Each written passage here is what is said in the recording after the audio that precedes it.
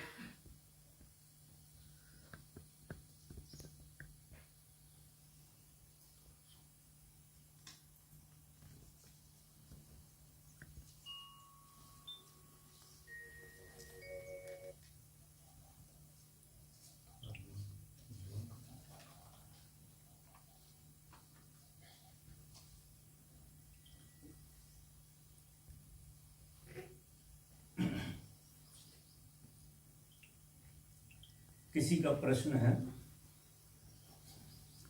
कोटि कोटि दिल से प्रणाम प्यारे बाबा। मुझे ना कुछ को आपने इतना भर दिया कि दिल में धन्यवाद का भाव ही है, धन्यवाद ही है। कैसे धन्यवाद करूं आपका? मुझे पहली मुलाकात में ही क्या से क्या कर दिया। मेरे तो गुरु भी आप भी हैं, मेरे तो भगवान भी आप भी हैं। आपके चरणों में प्रणाम।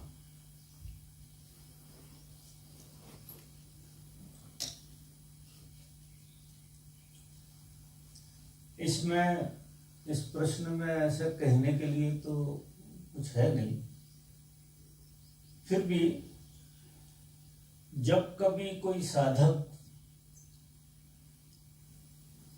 अहोभाव से भरता है,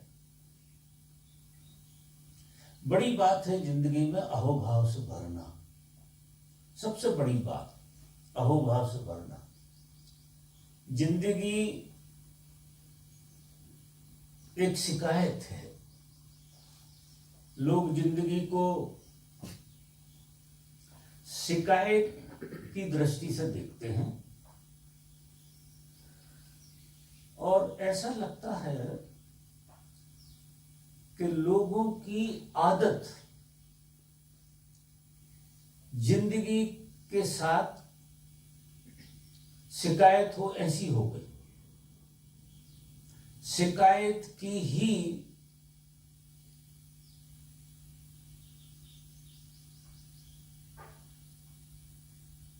पहचान से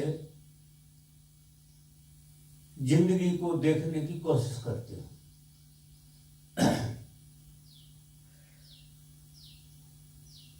जबकि जिंदगी अहोभाव है, धन्यवाद है, शिकायत तो बिल्कुल नहीं है।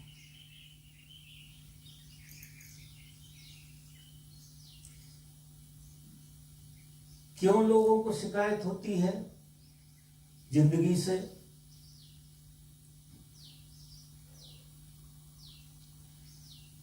हमारी दृष्टि से जब हम देखते हैं तो लोग इतनी जल्दी में हैं कि जिंदगी को समझने का उनके पास समय ही नहीं। इतनी दौड़ को जीते हैं, भाग दौड़ को। फिर वे भगवान को ढूंढने में भी दौड़ते हैं। वो एक नई दौड़ शुरू हो जाती। बिना जिंदगी को समझे भगवान को ढूंढना असंभव है। कारण यह है कि भगवान जिंदगी में समाया हुआ है। जीवन और परमात्मा दो चीजें नहीं। विडंबना ये है कि हम जीवन को नहीं समझना चाहते और परमात्मा को ढूंढते।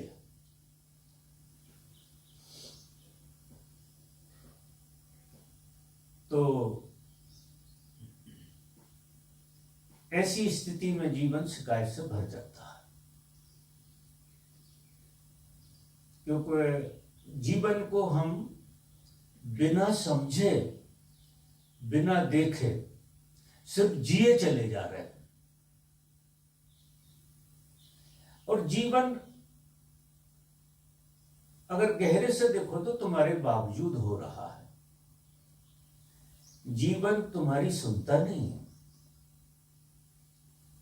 जीवन को तुमसे कुछ लेना देना नहीं। जीवन एक हैपनिंग है, एक घटना है अस्तित्व की। वो बस है, वो हो रही है और अद्भुत ढंग से हो रही है। हम क्या करते हैं, जीवन को संवारने की कोशिश करते हैं, या हम जीवन को कठपुतली बनाने की कोशिश करते हैं। अब जीवन जीवंत है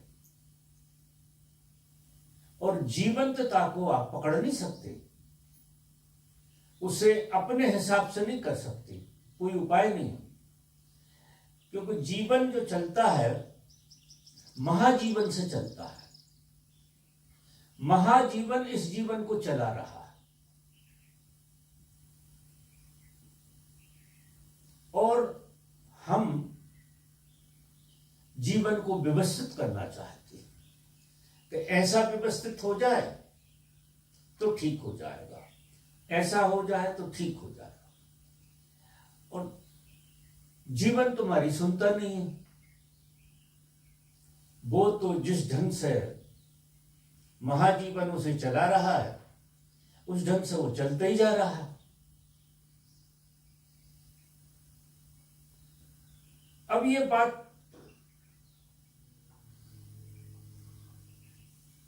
समझ में बिल्कुल नहीं बैठती, कारण कि हम जीवन को देखा देखी से जीते हैं और देख देख कर संवारना चाहते हैं। जैसे तुम्हारी तस्वीर तुमने बनाई या तस्वीर का खांचा बनाया और फिर तुमने उस पर देख देख कर लिखना शुरू किया, तो वो जो चित्र बनेगा, जो देख देख कर बनाओगे, सुन सुन कर बनाओगे, वो इतना अगली होगा वो चित्र कि आखिरी में जब वो चित्र उभरेगा तो तुमको ही शिकायत हो जाएगी उससे कि ये मेरा चित्र कैसे हो गया। अब सबको यही शिकायत है कि उनका ये चित्र कैसे बन गया। इससे तो वो राजी है नहीं, वे कुछ और होना चाहते थे कि बाहरी अनुभवों से वो चाहते थे कि हम जितना अच्छा अच्छा सब तरफ से दिखे वो अच्छा अच्छा इसमें डाल देते हैं। अपने हाथ में अपना चित्र बनाना। ऐसे हर आदमी क्या करता है, हर आदमी की ये दशा है, अपनी इमेज हर आदमी जो भी उसे बाहर अच्छा लगता है उसके साथ बिठालता है। धीरे धीरे धीरे धीरे करते करते करते करते वो अपनी इमेज ऐसी बनाना चाहता है और उसे ये भ्रम भी हो जाता है कि मैं सबसे अच्छा व्यक्ति हूं। ये हर आदमी के भीतर ये बीमारी फंसी है कारण क्या है कि बनाने वाले भी तुम हो और देखने वाले भी तुम हो और अनुभव करने वाले भी तुम हो। जैसे उदाहरण के लिए तुम ही वकील हो, तुम ही मुल्जिम हो और तुम ही मजिस्ट्रेट हो। तो जो अपने फेवर में जितना अच्छा फैसला दे सकते हो वो अपने फेवर में फैसला देते रहते हैं। अब जिंदगी जो है ना, दूसरा जो है वो आईना होता है। जब दूसरा देखता है इसे, तुम्हारे चित्र को, तो वो कुछ ना कुछ गलती निकालता है। जब वो गलती निकालता है और तुमने ऐसा बनाया कि इससे अच्छा तो कुछ हो ही नहीं सकता, तो हर आदमी को क्या लगता है, प्रत्येक आदमी को ये लगता है कि मुझसे अच्छा तो कुछ है ही नहीं, मैं अच्छा हूं, ऐसी मान्यता है। अब व्यवहार जगत में जब वो जाता है तो पत्नी उसे धुतकारती है कि दो कोड़ी के फोटो, और घर के सारे लोग, समाज के सारे लोग, यार दोस्त मित्र, कोई ना कोई मीन मेख निकालते। अब इससे होती है तकलीफ, जो पीड़ा होती है आदमी को, जो आदमी दुखी है, अब इतनी झूठ के कारण दुखी है जिसका कोई कारण नहीं। दुखी है कि वो लोगों के बीच में रहना। आपने बिना लोगों की परमिशन के अपनी छवि बना ली, लोगों से परमिशन तो ली नहीं कि भाई मैं ये भर लूं रंग मेरी तस्वीर में, तो पूछा है नहीं और अपने हिसाब से रंग भर के बैठ गए आप। अब आईना है नहीं, मजा देखो, रंग भर के बैठ गए और ऐसी मान ली आईना बाहर है। जब तुम खड़े होते हो कहीं तो आईना तुम्हें देखता है और आईना तुम्हें बता देता है कि तुम ऐसे हो। अब देखो संघर्ष चलता है, तुम मानते ऐसे हो और आईना बताता ऐसा है। तो सारी जिंदगी क्या है कि तुम जीवन को एडजस्ट करने की कोशिश करते रहते हो लोगों के हिसाब से, कि यार ये कह रहे हैं मतलब मुझे बहुत अच्छा होना चाहिए, ये तो मैं हूं ही नहीं जो चीज कह रहे हैं, तो मुझे सुधरना। अब मजेदार ये बात है कि तुम सुधरे ही हुए हो। मजा ये है कि तुम बिल्कुल सुधरे। अगर तुम वो इमेज ना बनाते तो परमात्मा से थोड़ी भूल हो गई है तुम्हें बनाने। परमात्मा ने तो इतना बढ़िया बनाया है तुम्हें, सच में बढ़िया बनाया है, और वो अद्वितीय तो बनाता है, ये निश्चित बात है। लेकिन तुमने एक झूठी इमेज अपनी बना के अपना चेहरा बना लिया। आईने में खड़े होते हो गंदा लगता है, क्योंकि कोई ना कोई दर्शन कराता है। ये जगत बहुत सुंदर है, ये दर्शन बहुत अच्छे कराता है। करीब से करीब का आदमी भी थोड़े दर्शन तो करा ही देता है। अब इससे हमें हो रही है तकलीफ और हम इसे समझना नहीं चाहते। हम इसको बिल्कुल नहीं देखना चाहते, समझना नहीं चाहते, दूसरों को गलत बताते रहते, वो लड़ते रहते, ऐसा खेल चलता। तो मैं जो प्रश्न आया, मैं जो है एक बात का इशारा कह रहा हूं कि आपको पहली बात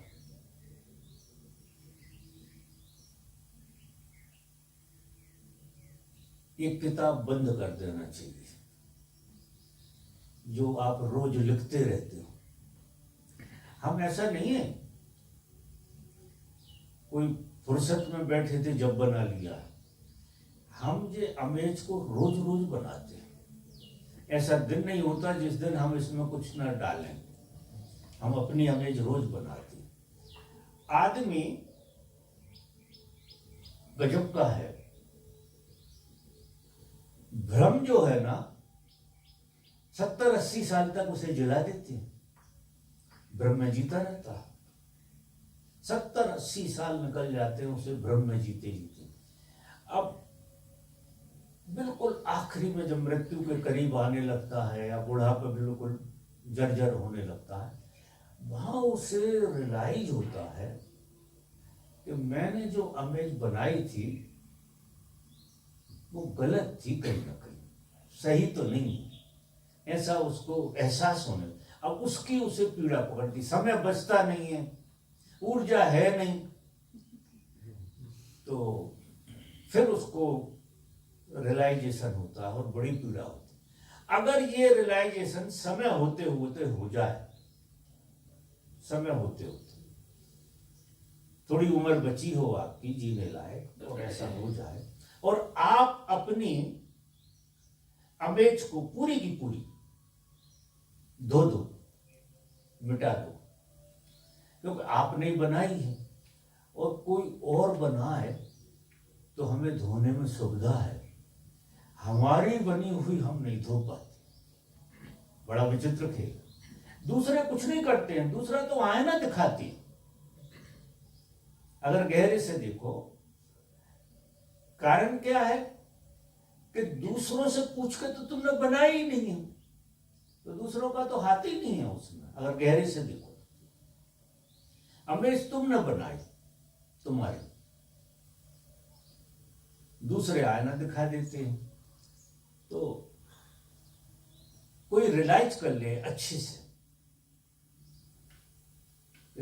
अब ये किताब बंद करता हूं आज से, क्योंकि ये धीरे धीरे मिटेगी, ऐसे नहीं मिटने वाली। एकदम एकदम मिट जाए तो पागल हो जाओ। आपने अपनी जो इमेज बनाई है वो एक दिन में झूठी हो जाए तो या तो आदमी मर जाएगा या पागल हो जाएगा, इतना आइडेंटिफाइड है। अब जैसे तुम अच्छी मां हो और एक दिन में ये भ्रम टूट जाए कि तुम मां ही नहीं हो, अच्छी तो छोड़ो, पहली बात तो मां होना भ्रम है, फिर दूसरा भ्रम अच्छी मां होना।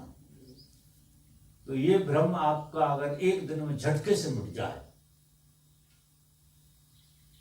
तो आप पागल हो जाओ। तो ये जो साधना है, ये साधना क्या करेगी? अगर ईमानदारी से तुम्हें गुरु से प्रेम हुआ है, सतगुरु का एक खेल है। सतगुरु तुम्हारे सामने आईना बनकर खड़ा होता है, सतगुरु। और सतगुरु इतना साहस देता है कि तुम अपने झूठे व्यक्तित्व को मिटाओ। सच पूछो तो जब तुम सदगुरु के प्रेम में होते हो तो ये तुम्हारा झूठा व्यक्तित्व मिटने लगता है। इसलिए ज्यादा लोग सदगुरु के पास टिक नहीं पाते। ज्यादा लोग जैसे ही वो लंबे रुकते हैं, और जब ये मौका आता है ये झूठी पर्सनालिटी का मिटने का, व्यक्तित्व का मिटने का, सतगुरु की मौजूदगी आपके झूठे को, चेहरे को मिटाएगी। उसका काम ही ये है। वो सत्य नहीं देता किसी को। ये भ्रम है लोगों को, सतगुरु सत्य देता, क्योंकि सत्य लेने देने वाली बात है ही नहीं। सतगुरु कोई सत्य नहीं देता है, सत्य लिया दिया नहीं जा सकता है। सतगुरु झूठ मिटाता है। जो तुम्हारे अंदर झूठ है वो झूठ को मिटा देता है। तो जैसे जैसे तुम जितने गहरे सतगुरु के प्रेम में जाओगे उतने तुम निखालिस होते चले जाओगे। वो तुम्हारी झूठी परतें हटाता चला जाएगा, हटाता चला जाएगा। संसार में लोग हटाने की कोशिश करते हैं क्योंकि सब सदगुरु का ही काम कर रहा है। यहाँ ऐसा मानना चाहिए इस संसार में हम सिर्फ शिष्य हैं, बाकी सब गुरु हैं जी यहाँ बैठे। अब हम समझ नहीं पाते हैं लेकिन हैं जी सब गुरु। अब ये हमारी इमेज को मिटाने की कोशिश करते हैं। ये भी वही काम करते हैं जो गुरु करता है। आप आश्चर्य करो। लेकिन इनका खेल हमें जमता नहीं, क्योंकि इनसे तो हम अच्छे ही हमेशा। आप डॉक्टर से अच्छा मरीज है तो फिर डॉक्टर का प्रयोग हो नहीं सकता। सदगुरु महा डॉक्टर है, वो ऐसा गजब का डॉक्टर है कि उसके आगे तुम समर्पित हो जाते हो, और वो करता कुछ नहीं, उसकी मौजूदगी में आपकी परतें उभरती हैं, ये झूठे चेहरे की। तो जब तक आपका ऊपर ऊपर का लेयर हटती है, जब तक आप सदगुरु के प्रेम में चलते हो, और जैसे ही वो चोट करता है आपके चेहरे को ज्यादा ही कुरूप दिखाने लगता है, आप भागने की कोशिश करते हैं, क्योंकि यहाँ कुछ ठीक नहीं हो रहा है, सांस तक नहीं लेने दे रहे, मार ही डालेंगे ऐसा। और वही सही समय है तुम्हें गुरु के साथ रहने का, तो ज्यादा देर लोग टिकते नहीं हैं। हमने ऐसा देखा, जहां मिटना शुरू होता है वहां भागने की बात आ जाती है। तो यहाँ से थोड़े समय के लिए हम अपने झूठे चेहरे का मजा ले लें, क्योंकि यहाँ तो आपके चेहरे का मजा तो दिया नहीं जाएगा, ये तो पक्की बात है। आप जैसे हो, जैसे आप समझ रहे हो, वैसे तो आप हो ही नहीं, और जैसे हो उसका आपको पता नहीं। तो सदगुरु आप जैसे हो उसे मिटाएगा, और जैसे सच में हो वैसा उघाड़ेगा। उसका काम डबल चलता है, इसलिए तुम झेल भी पाते हो। जो टिक जाते हैं उन्हें फिर इस बात में बड़ा मजा आता है, जो सदगुरु के पास टिक जाते हैं। वो क्या करता है कि आपके झूठी पर जो पर्सनालिटी की है वो तोड़ता है, और उतना ही कोना आपका असली का प्रकट होता है। अब यहां सारा खेल जो चलता है सदगुरु की दुनिया में, वो यही खेल चलता है कि वो आपके झूठ को उघाड़ता है और सत्य से भरता है। उस खाली जगह को भरता है, मतलब वो भरी हुई है, झूठ हट जाती है तो सत्य झलकने लगता है। धीरे धीरे करते करते उसकी मौजूदगी में आप बैठने लगते हो, तो उसके प्रेम में पड़ जाते हो। प्रेम में आपका ये चेहरा तो पड़ नहीं सकता है। आप किसी सदगुरु को प्रेम करते हो तो जो चेहरा आपने बनाया उससे तो कभी आप प्रेम में पड़ ही नहीं सकते। कहां से आपको कोई संध है आपके भीतर, जो सत्य की, जो असली चेहरे की, वो असली चेहरा प्रेम में पड़ता है अकेला। और जो नकली चेहरा लड़ता है उससे कि तुम कोई गलत जगह तो नहीं हो, ऐसा तो नहीं, ऐसा थोड़ी होता है। तो ऐसा एक द्वंद्व चलता रहता है। अगर जीवन को तुमने गहराई से, ईमानदारी से, पहली बात तो क्या है कि सभा में आदमी को ईमानदार होना बहुत जरूरी। ईमानदारी का मतलब ये है, रोगी को जो बिल्कुल साफ हो जाए कि मैं रोगी हूं, ये बिल्कुल साफ हो जाए तो निदान बनना शुरू होगा। अब रोगी कहे मैं बीमार तो नहीं हूं, ये तो पक्की बात है, और इलाज करो तुम, तो इलाज तो नहीं होता। तुम बीमार ही नहीं हो तो इलाज कैसे होगा, मानने ही तैयार नहीं है। तो यहां आदमी को सबसे पहले अज्ञान को स्वीकारना चाहिए। जब तक कोई व्यक्ति अपने अज्ञान पर पर्दा डाले है, तब तक उसके जीवन में ज्ञान का उदय नहीं हो सकता है। अज्ञान को अज्ञान की तरह समझना है, कुछ करना नहीं। अज्ञान है ऐसा हम जान रहे हैं कि हम अज्ञानी हैं, बड़ी गहराई से जान रहे हैं। आदि समस्या हल होती है स्वीकार में। कारण क्या है कि अज्ञान की पीड़ा बहुत है, गजब की पीड़ा देता है। इस संसार में अगर कोई चीज पीड़ा देती है तो अज्ञान देता है, नादानी देती है। अज्ञान की ही पीड़ा है, और किसी चीज की पीड़ा इस जगत में नहीं है, हो ही नहीं सकती। अज्ञान की पीड़ा, नासमझी की पीड़ा है।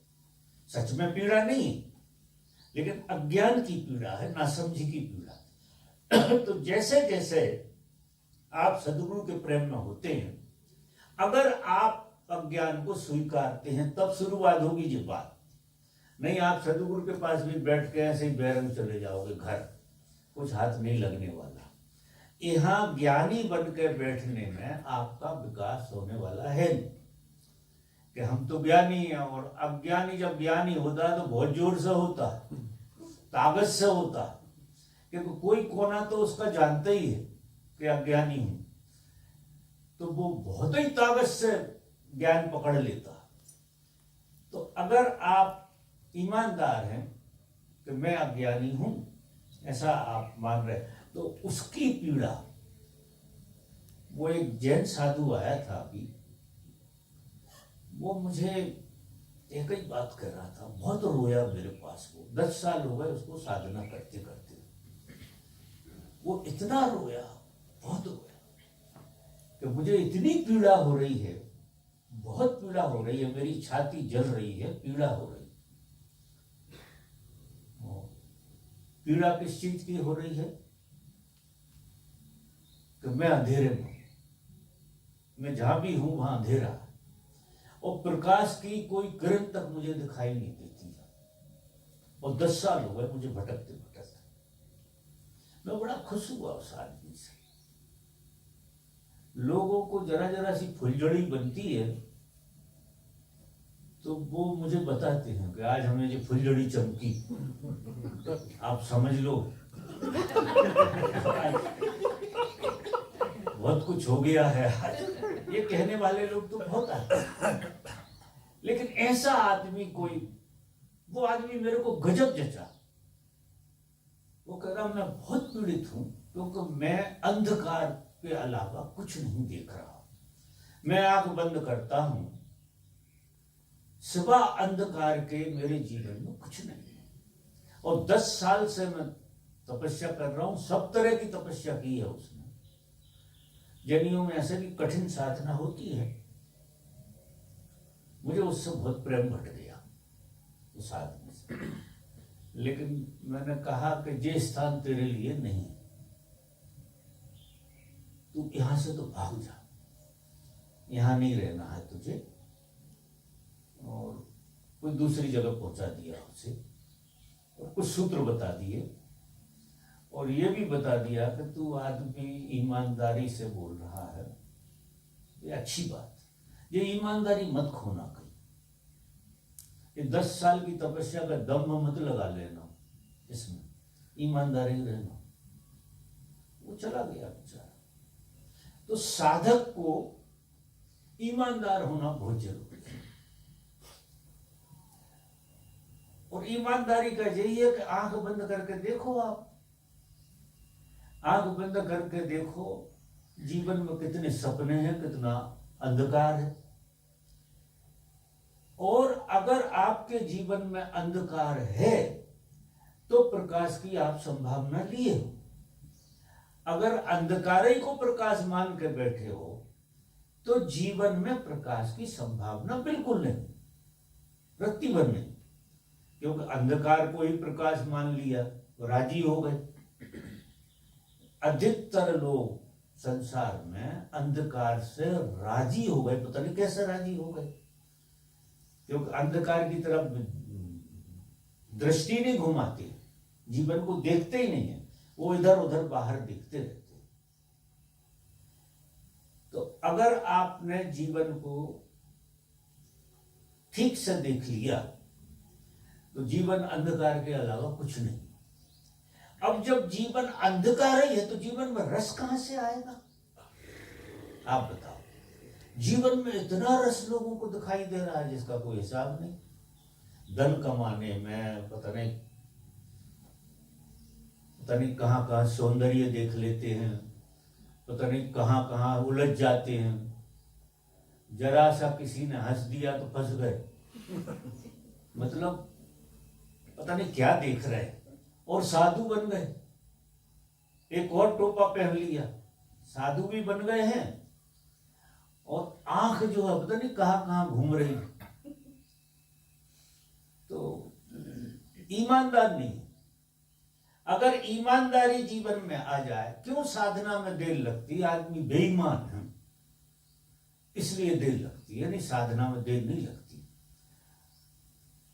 फिर चाहे हम सदगुरु को दोष देते हैं कि यार वो सब वैसे ही है, हम देखना चाहते नहीं है, और हम 100 सदगुरु को रिजेक्ट कर सकते हैं, एक तो छोड़ो कि वो महाज्ञानी है।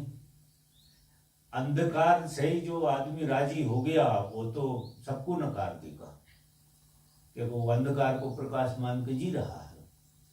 तो अगर आदमी को ईमानदारी से जीना है तो जीवन में उसे सुबह अंधकार की और कुछ नहीं मिलेगा।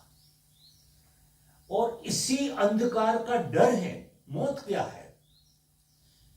मौत सघन अंधकार का नाम है। इतना अंधकार घेर लेता है मौत में कि आप हिल तक नहीं सकते, उंगली तक नहीं उठा सकते, इतना सघन। अभी अंधकार विरल है जीवन में, क्योंकि ये संभावना लिए हुए है प्रकाश में जा सकता है। लेकिन मृत्यु में अंधकार सघन हो जाता है, इतना सघन हो जाता है, ठोस अंधकार हो जाता है। और क्या होता है? ठोस अंधकार के कारण हमारी सांस बंद हो जाती है, क्योंकि जगह ही नहीं बची, वो इतना ठोस हो गया अंधकार। तो आपकी सांस बाहर की बाहर रह गई, मर गया, ऐसा समझिए। अभी तरल अंधकार है लेकिन तरल है। जवानी में ज्यादा तरल है अंधकार है, लेकिन धुंधलके का प्रकाश है उसमें तरलता के कारण। जैसे जैसे हमारी उम्र बढ़ती है, अगर हम जीवन को ठीक से नहीं जिए, अंधकार को अंधकार की तरह नहीं देखा, अगर अंधकार को अंधकार की तरह तुम गहराई से देखोगे, वो सघन नहीं हो पाएगा। और अंधकार को जो तरल करता चला जाए, वो अंधकार के पार चला जाए। और इसमें कुछ करना नहीं है, बोध पूर्वक देखोगे अंधकार है, बोध से देखो कि जीवन अंधकार है, इससे ज्यादा नहीं। इसकी कोई और व्याख्या करो ही मत, एक ही व्याख्या कि जीवन अंधकार है, और इस अंधकार से हमें बाहर निकलना। तो बोधपूर्वक जब कोई आदमी देखता है तो अंधकार में तरलता आती। अभी हम ध्यान करते हैं, और ध्यान में जो मजा आता है वो क्या है? अंधकार तरल हो जाता है, तो प्रकाश की कुछ किरणें आपको छू जाती हैं, उसमें आपको मजा आ जाता है, आप नहा जाते हो, बहुत बढ़िया हो जाता है। फिर संसार में घुसते हो आप,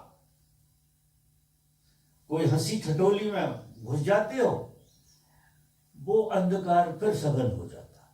वासना अंधकार को, कामना अंधकार को घना बनाती है, और ध्यान और प्रार्थना अंधकार को तरल बनाती है। आपके और परमात्मा के बीच में अगर कोई दीवार है तो वो अंधकार की दीवार है, बीच में अंधकार खड़ा हुआ है, अज्ञान का अंधकार खड़ा हुआ है।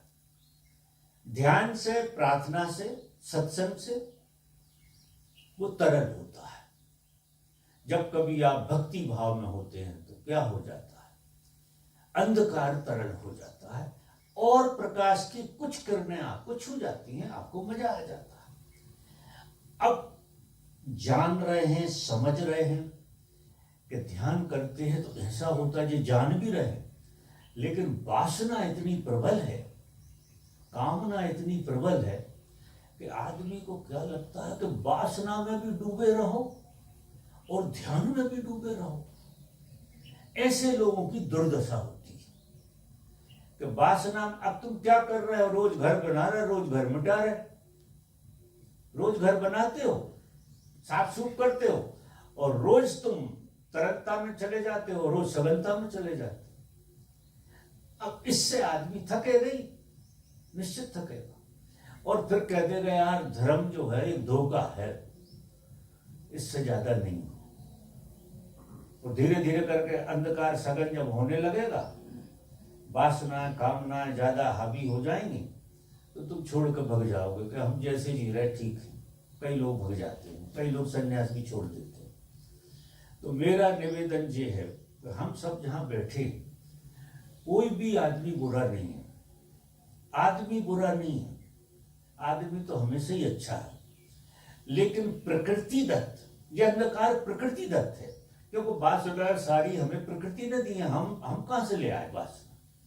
हम तो ना वासना को मिटा सकते, ना वासना को पैदा कर सकते। ये प्रकृति का खेल है पूरा का पूरा, उसने हमें अंधकार में डाला।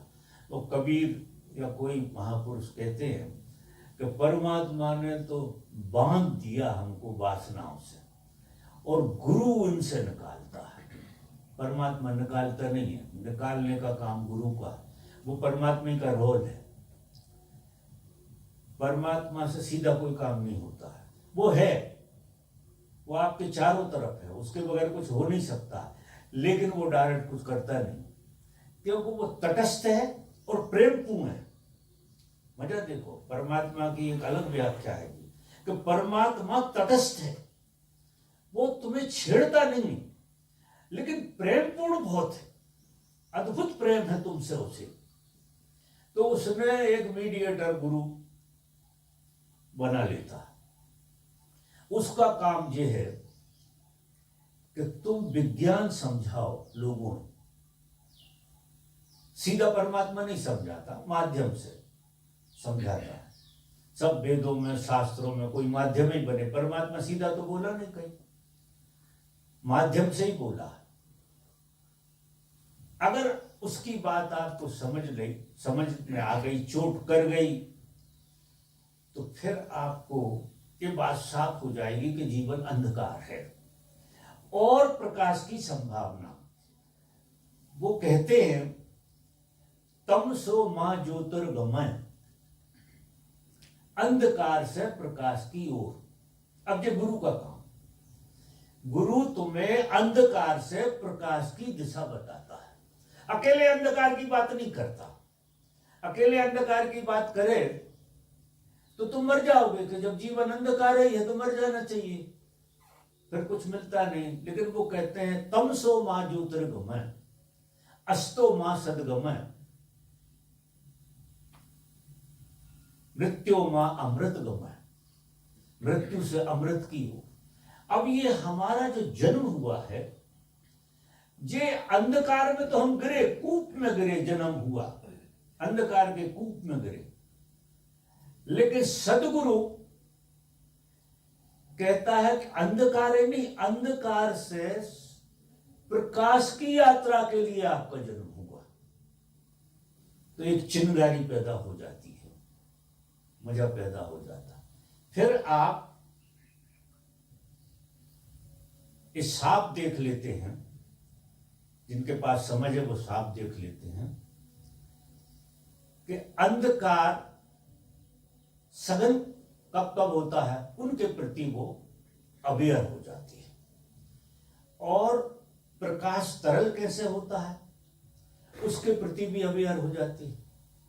अब करना कुछ नहीं है, दो ही तरफ अवेयरनेस लानी है। तो इस तरफ जागृति आएगी तो अंधकार तरल होगा, और जब इस तरफ जागृति फैलेगी तो प्रकाश की किरणें उतरेंगी, वहां बनेगा अहोभाव। जैसे जैसे जिसके जीवन में प्रकाश की किरणें उतरती हैं, वैसा वो सदगुरु के प्रेम में ज्यादा पड़ने लगता है।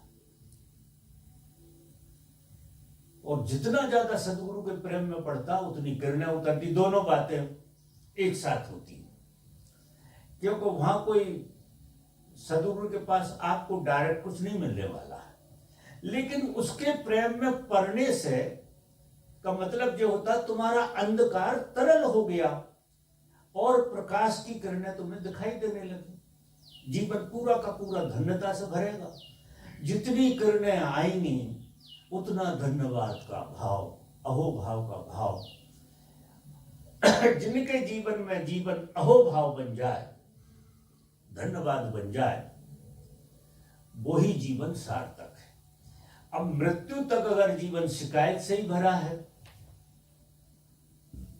तो फिर जीवन को हमने ठीक से ना जाना, ना परखा, ना देखा, ऐसे मानिए। फिर कोई गोरख धंधा, किसी काले गर्भ में जन्म लो, 9 महीने पड़े रहो वहां गर्भ में, क्या होता है जो तुम्हें पता नहीं है। इतने सघन अंधकार में रहना होता है जिसका कोई हिसाब नहीं। फिर जन्म, फिर वही रामलीला पढ़ो, फिर झूठी पर्सनालिटी बनाओ, फिर झूठी पर्सनालिटी को ढकाओ, वो सारा खेल ऐसे ही चलता है। तो हम सब ओशो के सन्यासी हैं। ओशो ने हमें एक गजब की दिशा दी है और बड़ा गजब समझाया। मैं तो ऐसा प्रयास करता हूँ, समझा तो उनने ही दिया है। फिर मैं मित्रता निभाता हूँ आप लोगों से, नज़दीक में बैठ के जरा मुझे भी मज़ा आता है बात करने में, क्योंकि मेरा अपना अनुभव है। कभी किसी की समझ में जैसे इनको आया होगा थोड़ा, तो इनके जीवन में धन्यवाद। अब ये सुन के ही मुझे मजा आ गया। मैं ऐसे ही देखना चाहता हूँ, एक आदमी ये ईमानदार और एक आदमी वो भी ईमानदार, उस पर भी मुझे मजा आ गया। वो कह रहा कि मैं 10 साल से अंधेरे में भटक रहा, उसने स्वीकारा और इसने भी स्वीकारा तो धन्यवाद है जीवन। और उसने भी स्वीकारा कि अंधेरा है जीवन, और बीच में मैं खड़ा हूं, दोनों साक्षी मैं बीच में खड़ा हूं, तो इसका भी आनंद ले रहा हूं, उसका भी आनंद ले रहा हूं। उससे भी बात करने में मुझे बहुत मजा आया, इनकी बात करने में भी बहुत अच्छा लगा। तो अगर आप सब थोड़ा सा भी इस विषय पे गौर से देखेंगे तो एक ख्याल बना। अब सजगता, दास कबीर जतन से उड़ी। जतन का मतलब ये है कि आपके अंदर परमात्मा ने विवेक दिया है। आप ये तो जानते हो कि अच्छा क्या है, बुरा क्या है, ये तो जानते हो। आग में हाथ डालोगे जलोगे, पानी में हाथ डालोगे ठंडक होएगी, ये इतना ज्ञान तो आपको है। अब आपको साफ साफ दिखाई देता है, आप नकारते बहुत हो, साफ साफ दिखाई देता है कि कहाँ अंधकार सघन होता है। वासनाओं में अंधकार सघन होता है, कामनाओं में अहंकार सघन होता है, प्रार्थना में और ध्यान में अंधकार तरल होता है। अब इतना ज्ञान सबको है जी, मैं नई बात नहीं बता रहा हूं कि ज्ञान सबको है, लेकिन ईमानदारी से नहीं जी रहे। अगर ईमानदारी से आप जीने लगो तो आप आपके गुरु हो जाओ। आपको भीतर से, जैसे बाहर से मार्गदर्शन मिलता है, ऐसे भीतर से मार्गदर्शन मिलने लगेगा सीधा। फिर आपको कौन भटका सकता है? क्योंकि जिसके अंदर विवेक आ गया, अच्छे बुरे की सही पहचान आ गई, उसके फायदे में क्या है, नुकसान क्या है, ये समझ में आ गया, वो धंधा बिगाड़ेगा। जिसे साफ समझ में आ गया कि ऐसा करोगे तो नुकसान हो जाएगा और ऐसा करोगे तो फायदा हो जाएगा। अब हम अपने को इतना कीमती नहीं मानते कि हमारा कोई नुकसान हो जाएगा तो फायदा हो जाए। हम तो ढर्रे में चल रहे हैं। तो ये ढर्रे की जिंदगी जो है ना, ये बिल्कुल बंद कर देनी अपने और विवेक से जीना। और एक बात बिल्कुल मैंने जो स्पष्ट कई बार रिपीट कर दी कि जहां जहां आपको सघनता अंधकार की आए, वहां इतने जागृत रहना कि वहां से ब्रेक लग जाएगा, फिर और नहीं गिरोगे उधर। जहां तक पहुंच गया वहां से ग्राफ बदलेगा, विवेक को वहां डाल देगा। और जहां जहां प्रकाश की किरण आ रही हो उसकी तरफ सजगता को बढ़ा लेना, तो वो किरणें और आप पे उतरेगी। कितना धन्यवाद से भरा हुआ जीवन चलेगा। क्योंकि ये तो नट का खेल है, थोड़ा संभाल के तो चलना पड़ेगा। अगर गाफिल हुए तो गिर जाओगे। तो थोड़ा सा देखो आप दोनों पहलुओं को, नट की तरह जियो तो जिंदगी सौभाग्य हो जाएगी। ये तो पहला प्रश्न था। अब दूसरा प्रश्न क्या है? ध्यान करते करते मैं उस स्थिति में हूं जहां मेरे सब पुराने संस्कार गिर गए और अब मैं एक मझधार में हूं जहां कुछ भी स्थिर नहीं है। इस स्थिति में मैं क्या करूं? किनका प्रश्न है ये? किसका प्रश्न है? आपका। अच्छा,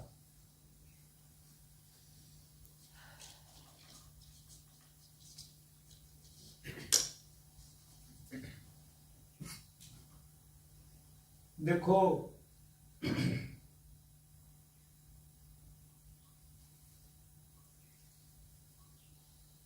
साधना से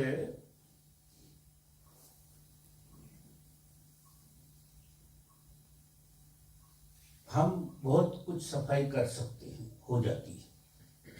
सजगता और साधना से संस्कार भी बहुत सारे विदा हो जाते हैं, लेकिन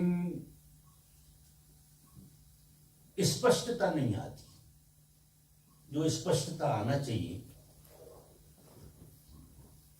वो नहीं आती, ठहराव नहीं आता, जैसा आपका प्रश्न है। इसमें आपको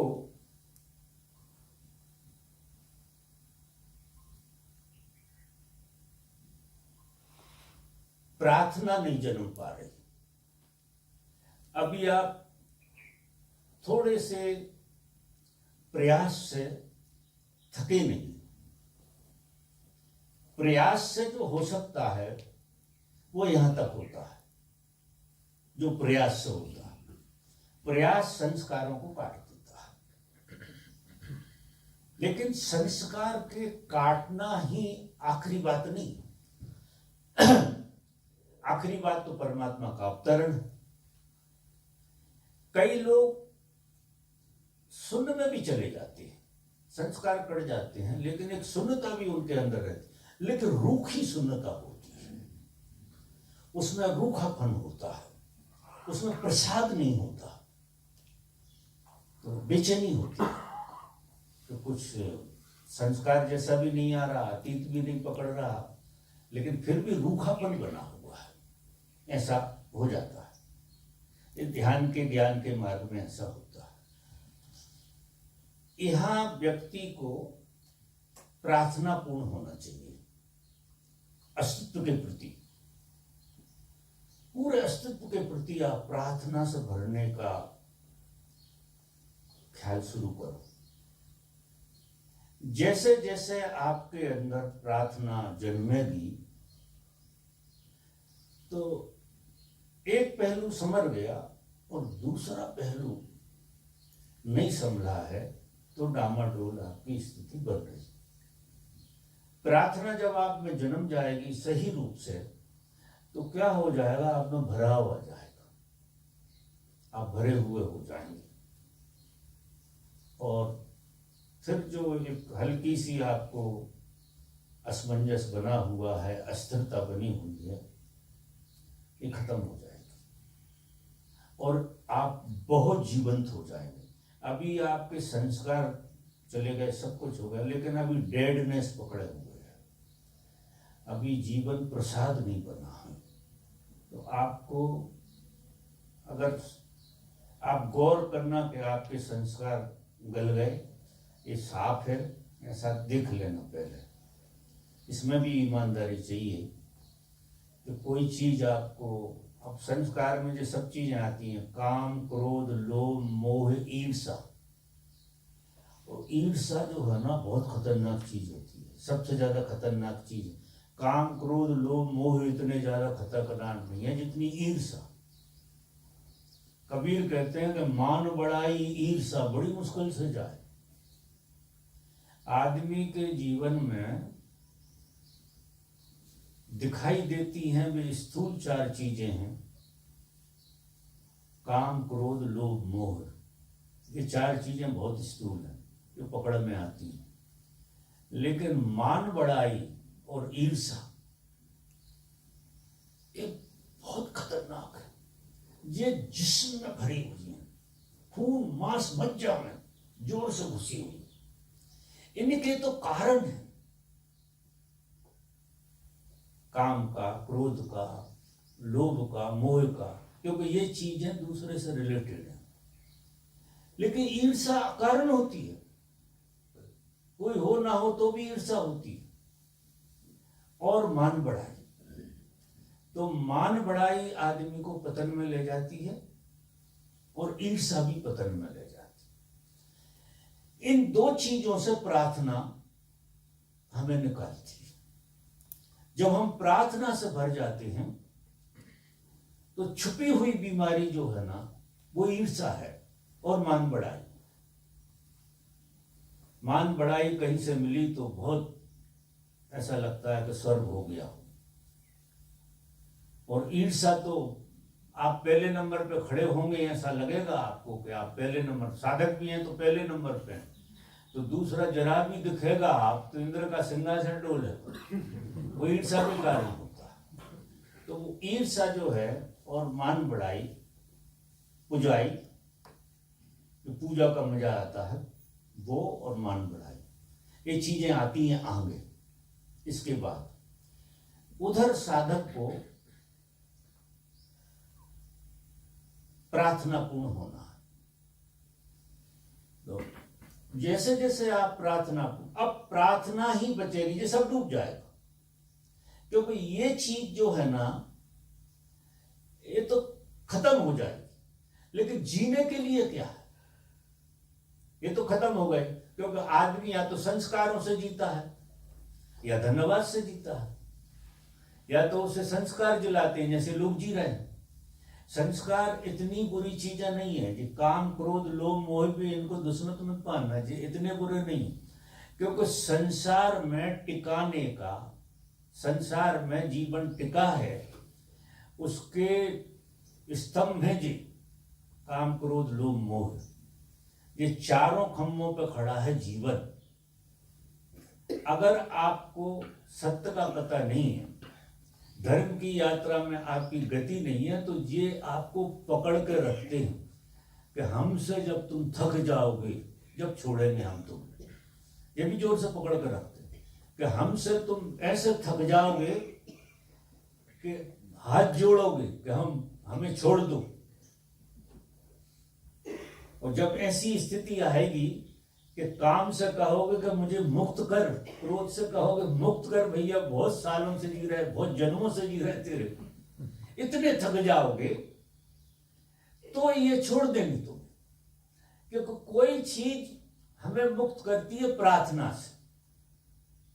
अगर उसके प्रति प्रार्थना से भर जाओ, जैसे एक मैं उदाहरण देता हूं कि स्त्री पुरुष से मुक्त नहीं हो पा रही और पुरुष स्त्री से मुक्त नहीं हो पा रहा।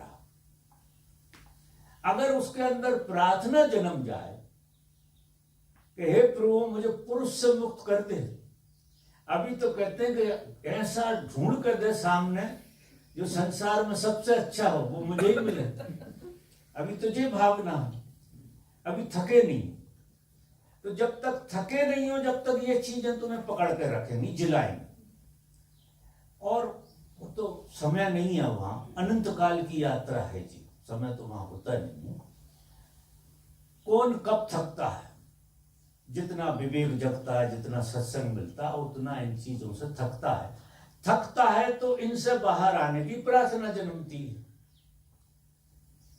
कि हे प्रभु इनसे मुक्त कर दे हमें। हम तो मुक्त हो नहीं सकते, क्योंकि जे तूने डाला है जे खेल, तो हम कैसे मुक्त होंगे? तो प्रार्थना जन्मती है, वो गुरु के माध्यम से जन्मती है प्रार्थना। प्रार्थना से आप कामनाओं से मुक्त होंगे, प्रार्थना ही मुक्ति में ले जाएगी आपके। तो साधक जब तक प्रार्थना पूर्ण ना होगा, तब तक ये बंधन जो प्रकृति ने डाले हैं, इनसे वो मुक्त नहीं होगा। क्योंकि प्रकृति इंतजार कर रही है कि तुम इस योग्य हो जाओ कि तुम मुझे छोड़ दो। काम भी तुम्हें छोड़ना चाहता है, क्योंकि कब तक तुम्हारा जन्म करे, लाखों बार तुम्हारा जन्म कर दिया प्रकृति, प्रकृति थक गई तुमसे, तुम्हें काम क्रोध लोभ मोह में रख के थक गई प्रकृति। लेकिन तुम हो कि दोबारा दोबारा से वहीं जाना चाहते हो, तो प्रकृति भी चाहती है कि तुम मुक्त हो जाओ। तो एक तरफ तो वो पकड़े हुए हैं, इसलिए पकड़े हुए कि तुम जिंदे बने रहो, क्योंकि जीवन चलता या तो परमात्मा से चलता है या कामना से चलता है। तो जब तक परमात्मा का तुम्हें पता नहीं लग रहा है और इससे तुम थक नहीं गए, तब तक प्रकृति तुम्हें बांध कर रखती है कि तुम इन बंधनों में बंधे रहो, एक दिन थक जाओगे। क्योंकि अगर आपके अंदर से जैसा संसारी आदमी जो चारों चीजें निकाल दो, काम नहीं है, क्रोध नहीं है, लोभ नहीं है, मोह नहीं है, ईर्ष्या नहीं है, अगर ये नहीं है तो तुम डेड हो जाओ, तो बचेगा क्या तुम्हारे पास? वो परमात्मा नहीं है तो अब बचेगा क्या? तुम मुर्दा, क्योंकि कोई मर जाएगा जब ये चीजें नहीं हो। तो जिंदा जिंदा तुम मर जाओ तो ये चीजें विदा हो जाएंगी। अगर तुम जिंदे हो तो इनके ही कारण ये तुम्हें पकड़े, तो इनसे लड़ना मत, झगड़ा मत करना इन चीजों से, ना काम से, ना क्रोध से, ना लोभ से। प्रार्थना करना कि अब हमको मुक्त कर दो इन सब चीजों से। तो फिर प्रकृति तो चाहती है कि तुम्हारे अंदर प्रार्थना उठने लगे मुक्ति की। तो प्रकृति आनंदित होती है जब कोई आदमी कामनाओं, भावनाओं, वासनाओं की प्रार्थना करता है कि इनसे मुक्ति मिल जाए, तो प्रकृति उसे इतने सहज ढंग से छोड़ना शुरू करती है जैसे पका हुआ फल पेड़ से छूट जाता है। क्योंकि आप पेड़ पे लगे हैं तो सुरक्षित है, और पेड़ से कच्चे छूट गए तो दुर्दशा होगी ना। तो प्रकृति जब तक नहीं छोड़ती जब तक तुम पक ना जाओ। बड़ा विचित्र खेल है। हम लड़ते रहते हैं ये सब कामना वासनाओं से, लेकिन मैंने जिस ढंग का अनुभव किया है और जीवन में मेरी समझ आई है वो ये है कि ये आपको जिलाने का साधन है। और इतने सालों से इन्हें जीवन जिलाया है तो इन्हें धन्यवाद दो और प्रार्थना करो कि आप पीछे छोड़ो। तो जैसी जैसी प्रार्थना तुम्हारी उठेगी वैसे वैसे इनका शिकंजा तुमसे छूटता चला जाएगा और परमात्मा का रास्ता तुम्हें खुलता हुआ। और ये होता गुरु की कृपा से, ये अकेले तुमसे नहीं होगा। गुरु का धंधा ही यही है। गुरु जो है तुम्हें प्रकृति के जाल में से, लेकिन वो भी पकड़ के झड़प से नहीं उठाना चाहता। वो क्या समझ तुम्हें गजब की देता है, गजब की समझ देता है कि तुम लड़ो मत, प्रार्थना को सजग हो। इतनी सजगता तुम्हारे अंदर आ जाए कि अब प्रकृति तुम्हें छोड़ दे। क्योंकि सजग आदमी ऐसा जैसे बच्चा चलना दौड़ना सीख गया तो माँ बाप बेधड़क हो जाते, सजग आदमी बिना इनके जी लेगा। जब प्रकृति ये देख लेगी कि जो बिना मेरे जी लेगा तो प्रकृति छोड़ देती है। तो सजगता इसमें बहुत काम करती है और प्रार्थना में सजगता जुड़ जाती है। तो आप फिर बाहर आ जाते हैं इनके और परमात्मा आप स्वीकार लेता है। तो रास्ता जहां आदमी खड़ा है वहीं से रास्ता है। संस्कार एक पार्ट इनने पूरा कर लिया, प्रार्थना का पार्ट और आपके अंदर जब जन्मेगा तब आपकी जड़ें जो बहुत गहरी अभी अचेतन में फंसी हैं वो भी छूट जाए। प्रकृति तुम्हें छोड़ दी। प्रश्न सब ऐसे ही हैं करीब करीब।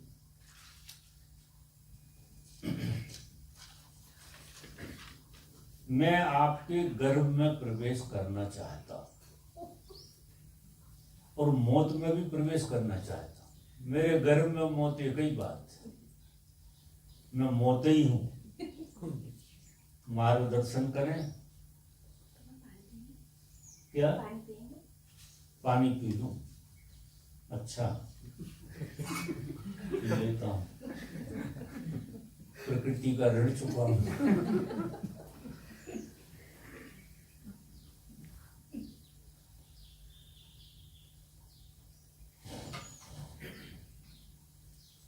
ये संभाजी साहब कौन है? आपका प्रश्न। अच्छा, प्रश्न तो आपने बड़ा सुंदर लिखा है भाई, ऐसे प्रश्न कम आते हैं।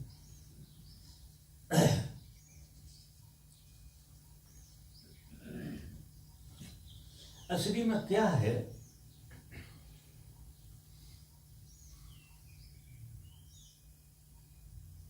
मेरे अनुभव से तो ऐसा है, और सत्य भी यही है कि हम सब यहाँ जितने लोग हैं और दुनिया में जितने लोग हैं, हम दो तरह से गर्भ में रहते हैं। एक प्रकृति के गर्भ में रहते हैं, एक बोध ऐसा है कि हम प्रकृति के गर्भ में हैं। लेकिन कब तक? जब तक हम पशु योनि में होते हैं, तब तक हम प्रकृति के गर्भ में होते हैं। तो प्रकृति के गर्भ में चिंता फिक्र की कोई बात नहीं रहती है, क्योंकि प्रकृति पूरे अस्तित्व को गर्भ में रखे हुए है और वहां सब गर्भ के नियम कायदे काम करते रहते हैं। जैसे तुम माँ के गर्भ में होते हो तो ना तुम्हें हाथ बनाने की जरूरत, ना पांव बनाने की, ना आंखें बनाने की, वो प्रकृति ही सारी रचना करती है। तो जब तक तुम माँ के गर्भ में रहते हो तब तक तुम प्रकृति के ही गर्भ में हो, और प्रकृति के गर्भ में से तुम जैसे बाहर आए, तुम्हारा जन्म हुआ, तो तुम परमात्मा के गर्भ में चले जाते हो। प्रकृति के गर्भ से निकल गए और परमात्मा के गर्भ में आ गए। लेकिन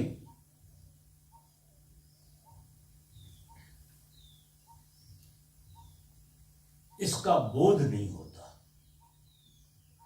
क्योंकि प्रकृति के गर्भ में भी जब तुम थे तो तुम्हें बोध नहीं था कि प्रकृति के गर्भ में हो। वहां बोध की जरूरत भी नहीं थी, वहां सब चीजें अपने आप हो रही थी, तो बोध की कोई परवाह नहीं थी। वही समझ यहां आ गई। आ तो परमात्मा के गर्भ में गए, लेकिन बोध नहीं है, ये पता नहीं है कि आप परमात्मा के गर्भ में हैं। आपको ऐसा लग रहा है कि हम तो बाहर आ गए हैं, स्वतंत्र हैं, कुछ भी करें, ये करें वो करें। उसमें तुम धक्के खा रहे हो। सभी को जो साधना है, सबकी साधना तुम्हें इसी चीज की रियलाइजेशन कराती है। समाधि में, ध्यान में कोई बहुत बड़ी बात नहीं घटती है। जब कोई आदमी समाधि को उपलब्ध हो जाता है तो उसे जो रियलाइजेशन होता है कि वो परमात्मा के गर्भ में ही था, भूल गया था परमात्मा के गर्भ में। अब जिस तरह से प्रकृति के गर्भ में एक निश्चिंतता थी, उसी तरह से जब तुम्हें ये रियलाइजेशन आ जाता है कि तुम परमात्मा के गर्भ में हो, तो निश्चिंतता आ जाएगी। अब गर्भ में चिंता की क्या जरूरत है? गुरु परमात्मा का ही रूप है।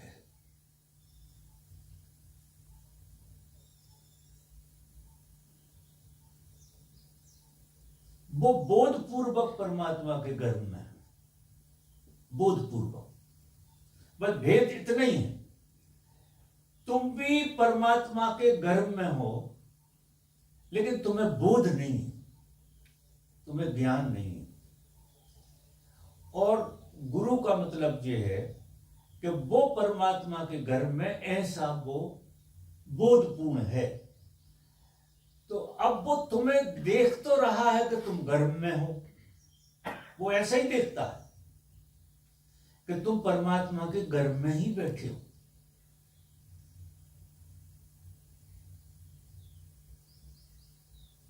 लेकिन तुमको इसका बोध है नहीं, तो फिर वो युक्तियां बताता है। और वो चूंकि परमात्मा के गर्भ में बैठा है और तुम जैसा है भी और तुम जैसा नहीं है, तो उसकी मौजूदगी में अगर उसके तुम गर्भ में क्या उसके प्रेम में पड़ा जाता है। तुम जैसे जैसे गुरु के प्रेम में पड़ते हो तो तुम्हें एक झलकें आने लगती हैं कि तुम परमात्मा के जो एक शांति, एक निश्चिंतता, एक आनंद की अनुभूति कभी कभी तुम्हें होती है, वो तुम्हें इसी बात की प्रतीति से होती है कि तुम परमात्मा के गर्भ में हो। इसकी झलकें आती हैं, क्योंकि हो तो गर्भ में ही। कभी कभी संसार में रहते हुए लोगों को भी कोई काम काज ऐसे हो जाते हैं, कोई कारण कि उन्हें अकारण आनंद मिलता है। अकारण आनंद आदमी को जहां भी मिल रहा है वहां कोई गर्व की समझ, झलक उसको प्राप्त हो गई। तो हो तो परमात्मा के गर्भ में, इसलिए वो प्रयास बंद करो कि तुम्हें किसी के गर्भ में जाना, वो प्रयास बंद कर दो। गर्भ में होकर ही गर्भ में जाना तो कैसे जाओगे? हाँ, एक बात है कि इसको रियलाइज करना। धर्म क्या है? सेल्फ रियलाइजेशन है। आपको आपका ये बोध पैदा हो जाए कि तुम कहां हो। जैसे लोग वो रमन साहब कुछ कहते हैं, पूछो मैं कौन हूं, वो बात मुझे थोड़ी कम जचती है। कायदे से प्रश्न ऐसा होना चाहिए कि मैं कहां हूं, मैं कहां हूं। क्योंकि जिस जगह हो तुम्हें पता नहीं लग रहा है। जैसे कभी कभी आपने देखा होगा, हमको तो बहुत बार ऐसे अनुभव हुए हैं कि हम कोई अनजान जगह में चले गए और सो रहे हैं और रात की नींद खुल गई, आंखें खुली हैं, लेकिन एकदम ऐसा लग रहा कि पता नहीं कहां है। और जब आदमी को ऐसा लगता है कि मैं कहां हूं, उसका परिचय नहीं हो रहा, तो उसे घबराहट होती है। अगर आप 5 मिनट ऐसी स्थिति में रहोगे तो पसीने पसीने हो जाओगे आप, आपके प्राण निकल जाएंगे। आप अगर अतीत से जोड़ ना लो अपने को, तो अतीत से जोड़ के आप ये मान लेते हो कि आप यहां हो, तो फिर सब ठीक ठाक हो गया।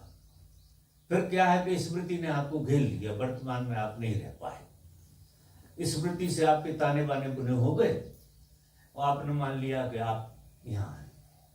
लेकिन जहां तुम हो वो जगह झूठी है। तुम झूठी जगह की पहचान बना के जी रहे हो, झूठी जगह। तुम्हें पता ही नहीं है कि तुम कहां हो। जितनी ध्यान की विधियां हैं, जितनी साधना है, जे इसी बात की प्रतीति कराने के लिए है कि तुम कहां हो।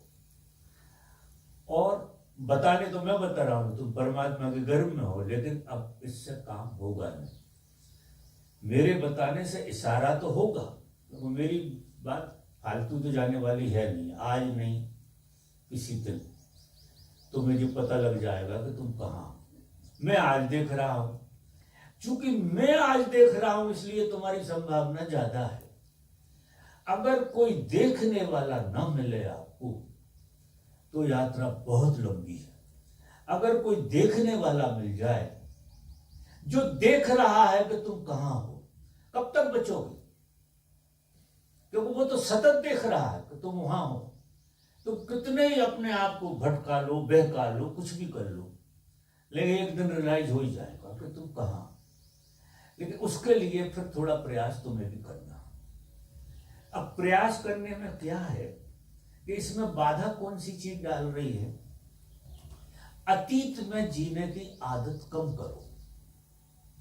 जैसे तुम मेरे साथ यहां हो तो सब यही जीने का आनंद लो, पर धंधा मत फैलाओ, फिर इधर उधर की मत सोचो।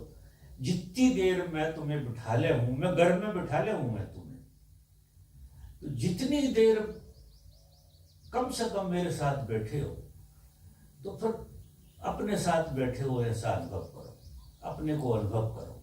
मेरे साथ होना और खुद के साथ होना एक ही बात है। जिस दिन तो अपने साथ हो गए, हमेशा मेरे साथ हो ऐसा लगेगा। तो अपने साथ होने की कला सीख लो।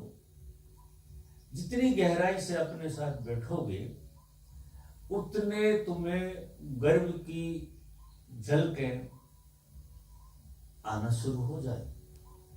और यात्रा में तुम हो ही, और मंजिल पे भी तुम हो। मजा देखो, यात्रा में भी हो और मंजिल पे भी हो। तो यात्रा मंजिल की याद दिलाने की, कृष्णमूर्ति जिसे कहते हैं सेल्फ रियलाइजेशन। तुम्हें यात्रा में मंजिल पे पहुंचना नहीं है, मंजिल की याद आ जाए। जैसे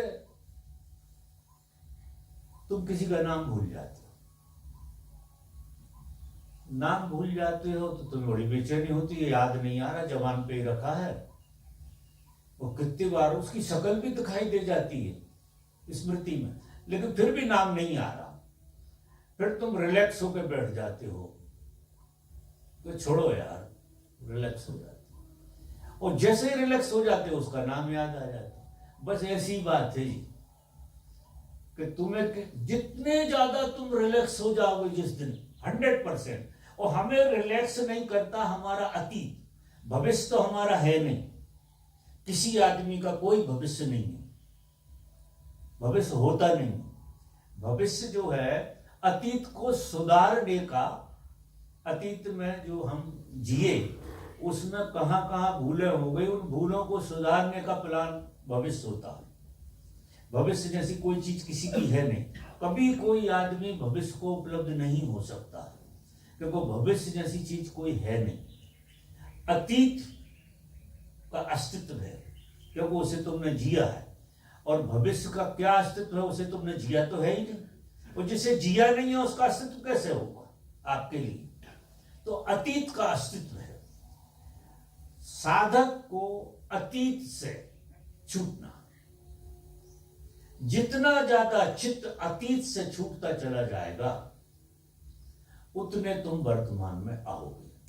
और क्योंकि भविष्य तो है ही नहीं, इसलिए कल्पना करना, भावना करना, ये सब फालतू की बातें हैं। क्योंकि भविष्य में कभी तुम जा ही नहीं सकते। आज तक कोई आदमी भविष्य में नहीं जा पाया, क्योंकि भविष्य का अस्तित्व नहीं, वो अस्तित्वहीन कल्पना। जो चीजें हमने नहीं कर पाई, वो चीजें करने में अगर आएंगी भी तो वर्तमान में आएंगी, भविष्य में थोड़ी जाएंगी। जहां तुम बैठे हो वहीं रहेंगी, कोई भविष्य में छलांग थोड़ी लगे। तो आदमी को अतीत से छूटना यही साधना, कि हम जितने ज्यादा अपने अतीत को छोड़ सके, भूल सके, और वो सजगता से छूटता है। तो फिर दूसरा, किसी ने, आपने पूछा कि मैं मृत्यु में प्रवेश करना चाहता हूं, आपका ही है। तो देखो, दो तरह की बातें हैं। संसारी आदमी, अब तुम अनुमान लगा लो, तुम संसारी हो कि सन्यासी हो। ये एक परिभाषा से हर आदमी अपना अनुमान लगा सकता है, जो मैंने अनुभव से परिभाषा बनाई। संसारी मृत्यु से भाग रहा है और मृत्यु उसका पीछा कर रही है, और वो उससे बचने के लिए दुनिया भर के आयोजन, ये महल और ये दुनिया भर के कर्म, दुनिया भर का पैसा, बहुत गहरे में मृत्यु को धोखा देता चला जा रहा कि आज तो कम से कम मृत्यु ना है। साधन संसारी मृत्यु से भाग रहा है, अगर आप मृत्यु से भाग रहे हैं तो आप सन्यासी नहीं। अगर मृत्यु से आप भाग रहे हैं तो आप ये भ्रम छोड़ दो कि आप सन्यासी हैं। आप सन्यासी नहीं। सन्यासी वो कहलाता है जो ठान लेता है कि जिस चीज को मैंने जाना नहीं उससे मैं भयभीत, तो मैं उस चीज को जान कर मानूंगा, तो वो मृत्यु के पीछे लग जाता है। मृत्यु भागती है, वो पीछा करता है। वो जहां जहां मृत्यु की संभावना होती वहां जाता है। वो मृत्यु को देखना चाहता। पहले आपने देखा लोग शमशान में जाते थे, लोग ऐसे ऐसे प्रयोग करते थे। सन्यासी वही प्रयोग करता है कि उसे मृत्यु को जानना है। बुद्ध को भी यही प्रश्न पैदा हुआ कि अगर कोई मर गया तो मैं भी मर गया, फिर ये मरना क्या है, इसे जानना। यात्रा शुरू हो गई, बुद्ध पूरा छूट गया ये बात। अब अगर कोई व्यक्ति मृत्यु के पीछे लग जाए उसका संसार बचेगा? उसे तो एक ही काम है कि मृत्यु को देखना, मृत्यु को जानना, मृत्यु को पहचानना। और ऋषि कहते हैं मृत्यु अमृत है, वो सच में है। बोध पूर्वक जिस दिन कोई आदमी मृत्यु में प्रवेश करेगा वही स्वर्ग है, वही मोक्ष है। मृत्यु में जितना आनंद है, अगर ये जीवन को करोड़ों गुना कर लो आप, करोड़ों गुना, पूरी मनुष्य जाति की और पशु पक्षियों की काम वासना को करोड़ों गुना कर लो, जिसे तुम एक आनंद मानते हो, उससे कई अघित आनंद मृत्यु में प्रवेश करने में। जीते जी मृत्यु में प्रवेश करना। साधक का मतलब जिसने तय किया कि मैं मृत्यु, भगवान को ढूंढना है, ये नहीं, वो तो तुमने देखा नहीं, और ना भगवान का कोई डर है, ना वो पीछा कर रहा, डंडा लेकर नहीं खड़ा। मृत्यु तो डंडा लेकर खड़ी है ना, वो तो दिन में 10-5 बार इधर जंगल में याद दिलाई देती है तो बिच्छू आ जाएगा, सांप आ जाएगा, पता नहीं क्या क्या होगा। तो सन्यासी का मतलब ये होता है कि वो मृत्यु के पीछे लग जाता है कि कहाँ हो, जरा मिल जाओ हमको, हम तुमसे मिलना चाहते। तो साधना पूरी की पूरी मृत्यु से मिलने की है। तो अगर आप मृत्यु में प्रवेश करना चाहते हैं तो फिर मृत्यु का ही भजन करो कि आज मुलाकात हो ही जाए हमारी, आज अच्छा दिन है, क्योंकि आप स्वस्थ हैं। जैसे मैं आशीर्वाद देता हूं कि आज ही मर जाओ मैं सबको देता हूं, अभी हाल मर जाओ तो इससे अच्छा कोई क्षण नहीं है। कारण है उसका कि अभी तुम कितने सजग, मेरी सभा में मर जाओ तो सजग कितने। अगर यहां मरोगे या अभी के अभी मरोगे, ऐसी तैयारी है तो स्वर्ग में ही जाओ सीधे तुम, क्योंकि 10 साल बाद बिस्तर पे पड़ के मरोगे, 20 साल बाद मरोगे बिस्तर पे, तो आज क्या बुराई है? क्योंकि अंत क्या है? साधक को ऐसे मान, अंत क्या है? मृत्यु। और बीच का अबे तक का कुछ नहीं हुआ तो आगे 10 साल में कौन से पापड़ बेल लो? 40 साल में कुछ नहीं हुआ, 60 साल में नहीं हुआ, 10 साल तुम बड़े भारी मान रहे हो। 10 साल में तुम पता नहीं कौन से तीर मारो, ये 10 भी वहीं घुस जाएंगे जब 50 घुस गए, आपको पता नहीं लगे। तो फिर आज क्या बुराई है? क्योंकि आज हम बहुत सक्षम हैं मृत्यु के लिए, जीवन थे, जीवन का पता लग रहा है, किसी तरह की परेशानी नहीं है, किसी कारण से नहीं, शौक। मृत्यु अगर आ जाती है तो सबसे अच्छी बात है। मैं ये नहीं कह रहा सुसाइड कर लो, काम नहीं होता, ये नहीं कह रहा हूं तुम नदी में कूद जाओ, मेरा मतलब तुम सचेत रहो मृत्यु के लिए और स्वीकार करो। अब मृत्यु को डर कैसे होगा तुम्हें? जब तुम मृत्यु की स्वीकार में जियोगे तो तुम्हें डांस पैदा होगा। अभी के अभी तुम इस क्षण मृत्यु के लिए अगर तैयार हो सकता है तुम्हारा इसी क्षण काम हो जाए। क्योंकि जैसे जैसे हम मृत्यु को स्वीकारते हैं बोधपूर्वक, वैसे ही आनंद सघन होता है। क्योंकि मृत्यु को डर के कारण हम सुखड़े जी रहे हैं, और मृत्यु को पाने के चक्कर में हम फैल जाएंगे। तो जब ऐसे साधक की सामने शेर आ जाए, मृत्यु में होता क्या है, जैसे मृत्यु करीब आती हम पूरे सिकुड़ जाते हैं, हमारे प्राण पूरे सिकुड़ जाते, हमारा वो जो मैंने कहा ना कि अंधेरा सघन हो जाएगा, वो यही सघन हो जाता है। और डर किस बात का, आपके प्राण सघन हो जाते हैं मृत्यु में। और अगर आप मृत्यु को राजी, जैसे फिर शेर आ जाए और आप प्रयोग कर रहे हैं मृत्यु को जानने का, तो क्या होगा, आपके प्राण फैल जाएंगे, शरीर को छोड़ देंगे। तो खा जा तू, हम तो चले तेरे पहले ही, तू खा ले हाड़ मांस बच्चा को, मैं तो बाहर हो गया। अब ये प्रयोग इतना मजेदार है कि जब घटेगी, लेकिन मर रहे हो रोज रोज वो बंद हो जाएगा। रोज रोज मृत्यु से बचने का आयोजन कर रहे हो, दुनिया भर के कर्म कर रहे हो, बच जाऊं मैं तो जैसे भी बने, आज तो बचे ही जाऊं। तो इंतजाम, ये संसार पूरा का पूरा जो बना है, ये मृत्यु से बचने को बना है, और मृत्यु में सब घुस जाते हैं, मर सब जाते हैं। तो जैसे पैदा हो गए वैसे ही मर जाना जीवन नहीं है। जीवन तो उन्हीं का धन है जिसने मृत्यु को जान लिया, और धर्म और कुछ नहीं है। मृत्युर्मा अमृत गम है, मृत्यु से अमृत की ओर यात्रा हो गई।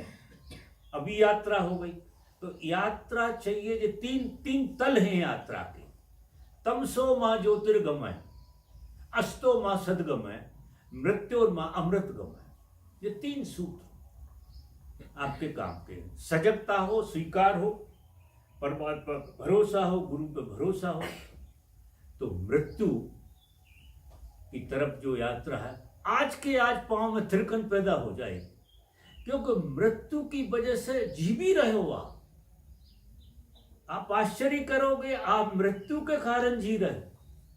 मृत्यु शाश्वत है, नहीं तो जीवन बोझ हो जाता। एक दिन मर जाओगे, ये तुम्हें पता है, तो बोझ नहीं हो रहा। तो अगर आप इसे बोधपूर्वक जी लो तो, लेकिन वो धन्यता भी नहीं हो रही। अगर स्वीकार लो तो धन्यता है। समझ गए मेरी बात कि नहीं आ रही ख्याल? तो मृत्यु में प्रवेश करो, हमारे आशीर्वाद। सुसाइड मत करना, वो नहीं कह रहे। आप हमारी बात को ठीक से समझना, गलत अर्थ मत लगा लेना। जीवन में उसी के आनंद घट सकता है जो मृत्यु को चैलेंज दे।